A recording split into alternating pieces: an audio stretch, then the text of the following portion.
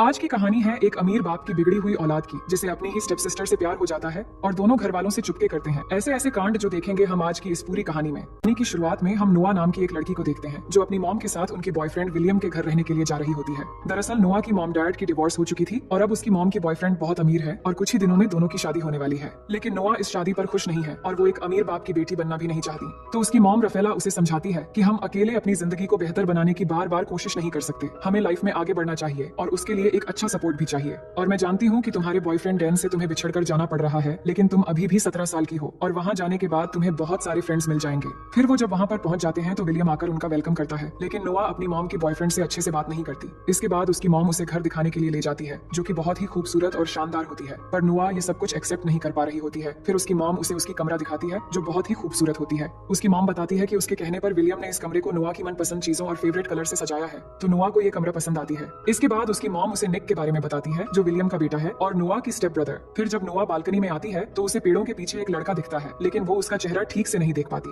तभी उसकी best friend बेटी की कॉल आती है तो वो उससे बातें करते हुए किचन में जाती है। तभी वो अचानक निक को देखकर डर जाती है और फोन नीचे गिर जाता है। और जब वो अपनी फोन उठाने लगती है तो वहाँ निक की डॉग आ जाता है, तो वो उससे डरकर छुपने के लिए निक के पीछे आ जाती है। और फिर वो एक पेन उठा लेती है और निक को कहती है कि अगर तुमने इस डॉग को चुप नहीं करवाया तो मैं इससे तुम्हारी सर फोड़ दूंगी। जिस पर निक कहता है ऐसा भूल से भी मत करना, नहीं तो मेरा डॉग तुम पर अटैक कर देगा। तभी वहाँ उनकी मॉम डैड आ जाते हैं, तो नोआ कहती है निक बहुत अच्छा है पर मुझे उसका डॉग ज्यादा अच्छा लगा। फिर वो अपने कमरे में चली जाती है। तभी वो देखती है उसकी बेस्ट फ्रेंड बेटी अभी भी कॉल पर थी और उन सबकी बातें सुन रही थी। फिर बेटी उसे कहती है कि तुम्हारा स्टेप ब्रदर कैसा है, तुम्हारे मॉम ने बताया कि वो बहुत स्वीट है। जिस पर वो कहती है मैंने उसे गौर से नहीं देखा। इसके बाद अब रात में सभी बाहर डिनर करने के लिए जाने वाले होते हैं, जहाँ नोआ एक खूबसूरत ड्रेस पहनकर सामने आती है तो सब उसकी ड्रेस की तारीफ करते हैं और डिनर के लिए निकल जाते हैं। अब रास्ते में नोआ अपनी बॉयफ्रेंड को मिस कर रही होती है। तभी वहाँ निक अपने गाड़ी से उनको ओवरटेक करते हुए आगे चला जाता है। इसके बाद सब वहाँ पहुंचकर डिनर करने लगते हैं, जहाँ पे नोआ बातों बातों में निक को इंसल्ट करने लगती है, लेकिन निक ये सब लाइटली लेता है और फिर अपने मॉम डैड से कहता है कि मुझे थोड़ा इंपॉर्टेंट काम है तो मुझे जाना है। ये कहकर वहाँ से जाते समय नोआ को कहता है कि मुझसे बचकर कहाँ जाओगे सिस्टर। तभी निक के डैड उसे नोआ को घर छोड़ने के लिए कहते हैं और कहते हैं कि संभल के गाड़ी चलाना। फिर हम आगे देखते हैं कि निक तेजी से कार चलाने लगता है और कार के अंदर ही दोनों झगड़ा करने लग जाते हैं और बातों बातों में नोआ निक की मॉम के बारे में कुछ गलत बोल देती है, तो ये सुनकर निक कार रोक देता है और गुस्सा होकर नोआ को कार से उतारकर बीच सड़क में छोड़कर चला जाता है। अब कुछ देर बाद वो एक कार को रोकती है जिसमें मारियो नाम का एक लड़का होता है जो नोआ को लिफ्ट देता है। फिर दोनों कार में बातें करने लगते हैं, तो वो लड़का कहता है कि वो एक विला में पार्टी करने के लिए जा रहा है और बातों बातों में नोआ को पता चलती है कि मारियो निक का दोस्त है और मारियो को भी पता चलता है कि नोआ निक की सिस्टर है। फिर मारियो कहता है निक भी उसी पार्टी में गया है, जो सुनकर नोआ कहती है कि मुझे भी उस पार्टी में ले चलो। अब उस पार्टी में पहुंचने के बाद नोआ देखती है कि निक को पार्टी में एक के बाद एक लड़की आकर किस कर रही है और ये देखकर वो सोचती है कि अपने डैड को जरूरी काम कहकर ये सब करने आया है। इसके बाद वो उसके पास जाकर जोर से एक पंच मारती है और कहती है कि तुम कैसे मुझे एक सुनसान सड़क पर छोड़कर यहाँ अय्याशी करने आ गए, मेरे साथ वहाँ कुछ भी हो सकता था। और कहती है कि तुम्हारे डैड तुम्हें मिस्टर परफेक्ट समझते हैं, अगर तुम्हारे ये सब अय्याशी के बारे में उन्हें पता चल जाए तो कैसा होगा। जिस पर निक उसे धमकी देते हुए कहता है कि इसके बारे में तुम किसी को कुछ भी नहीं बताओगी और तुम्हें इन सब से कोई मतलब नहीं होना चाहिए। फिर नोआ कहती है कि तुम लड़कियों के साथ फ्लर्ट क्यों कर रहे थे, तो निक कहता है कि लड़कियां खुद व खुद मेरी तरफ खींची चली आती है और इस दौरान वो नोआ की काफी करीब आ जाता है, तो नोआ उसे दूर कर देती है।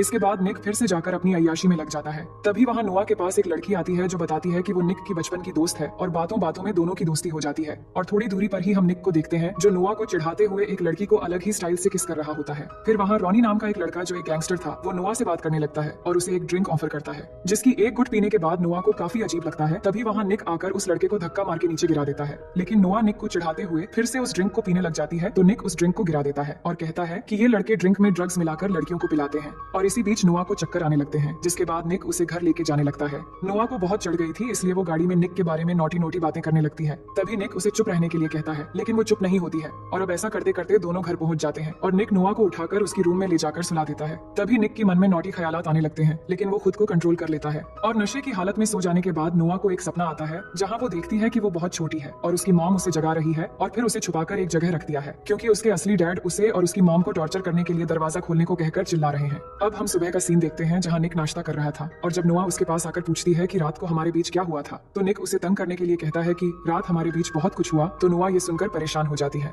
इसके बाद नोआ रिलैक्स फील करने के लिए बीच में चली जाती है जहाँ वो जना से मिलती है। अब कुछ देर के बाद वहाँ पे निक अपने दोस्तों के साथ वहाँ आता है सर्फिंग करने के लिए और जब वो कपड़े चेंज कर रहा था तो नोआ उसे देख रही थी और कुछ देर के लिए उसके मन में भी नोटी ख्यालात आने लगते हैं। इसके बाद उसे पता चलता है कि निक रात को एक रेस में जाने वाला है। फिर आगे हम रात में निक को देखते हैं जहाँ पर निक के दोस्तों के साथ और भी बहुत सारे लोग थे और यहाँ आज निक को रॉनी के ग्रुप के ऑपोजिट में कार रेसिंग करना है, तो दोनों कार रेसिंग के लिए रेडी हो जाते हैं और रेस शुरू हो जाती है। और अब यहाँ पर एक बहुत ही शानदार कार रेसिंग होती है और आखिरकार निक हर साल की तरह इस बार भी कार रेसिंग में जीत जाता है और इसके बाद निक के जीतने की खुशी में सब सेलिब्रेट करने लगते हैं। तभी नोआ को एक मैसेज आता है तो वो देखती है कि उसका बॉयफ्रेंड डैन उसकी दोस्त के साथ किस कर रहा है और ये देखकर उसे बहुत गुस्सा आ जाता है और गुस्से में आकर डैन को चिढ़ाने के लिए पार्टी के एक लड़के को ले जाकर उसे किस करते हुए फोटो क्लिक करने लगती है। लेकिन तभी वहाँ निक आकर उस लड़के को भगा देता है और फिर नोआ की फोन लेकर देखता है तो समझ जाता है कि नोआ ये सब क्यों कर रही है। तभी नोआ भी कहती है कि मुझे फोटो चाहिए थी ताकि मैं अपने बॉयफ्रेंड को दिखाकर चिढ़ा सकूं। अब यहाँ पे निक को उसके पास जाने का मौका मिल जाता है, जिसके बाद निक कहता है कि अगर मैं तुम्हारे साथ किस करके फोटो दिलवा दूं तो क्या तुम यहाँ से घर चली जाओगी? तो नोआ हाँ कह देती है। इसके बाद निक उसे बहुत ही इंप्रेसिव तरीके से किस करता है और नोआ फोटो ले लेती है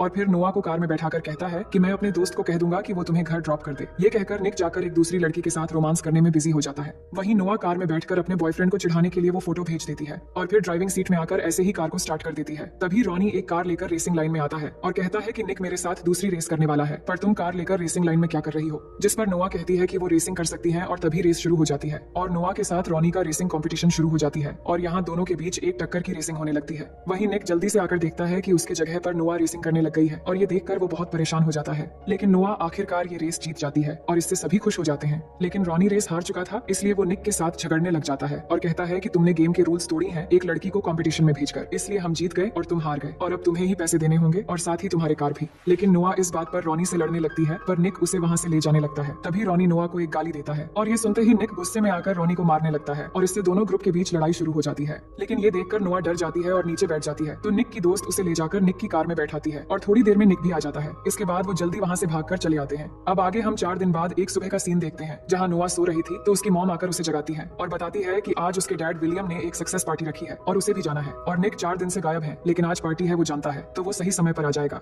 वहीं निक को देखते हैं जहाँ हमें पता चलता है कि उसकी एक छोटी बहन भी है और उसके डैड के फर्स्ट वाइफ यानी निक के मॉम अब एक साथ नहीं रहते और दोनों की डिवोर्स हो चुकी है, पर वो अपनी छोटी बहन मैगी से मिलने आया है और मैगी को कैंसर है। तो निक उसके साथ काफी समय गुजारता है और उससे बातें करता है और इधर नोआ और उसके मॉम डैड पार्टी खत्म होने के बाद वापस चले आते हैं, लेकिन निक उस पार्टी में नहीं आ पाया था। अब नोआ घर आकर अकेली बैठी टीवी देख रही थी, तभी निक घर आता है और फिर नोआ के पास आकर बैठ जाता है और बात करते करते दोनों किस करने लगते हैं और धीरे धीरे दोनों बहकने लगते हैं। तो निक कहता है कि ये गलत है, हमें ऐसा नहीं करना चाहिए। तभी नोआ की मॉम वहाँ आ जाती है और निक को उसके डैड की सक्सेस पार्टी में न आने के लिए उसके डैड से बात करने के लिए कहती है तो वो चला जाता है। फिर अगले दिन नोआ अपनी कार वॉश कर रही थी, तभी वो देखती है कि निक उसे देख रहा है तो वो निक को दिखाने के लिए खुद को पानी से भिगोने लगती है और निक ये देखकर हंसने लगता है। लेकिन तभी नोआ की मॉम नोआ के बॉयफ्रेंड डैन को उससे मिलवाने ले आती है, लेकिन नोआ ने जब से वो किसिंग फोटोज देखी थी तब से वो उसे नफरत करने लगी थी, इसलिए वो उससे ठीक से बात नहीं करती। लेकिन नोआ का बॉयफ्रेंड उसे किस करने लगता है तो नोआ मुंह फेर लेती है। इसके बाद नोआ की मॉम डैन को घर ले जाती है। वहीं निक स्विमिंग पूल में नहा रहा था तो नोआ बात करने के लिए पूल के पास जाती है, तभी निक उसे भी पूल में खींच लेता है। अब दिन ब दिन दोनों के बीच में एक रिलेशन जैसा बनने लगा था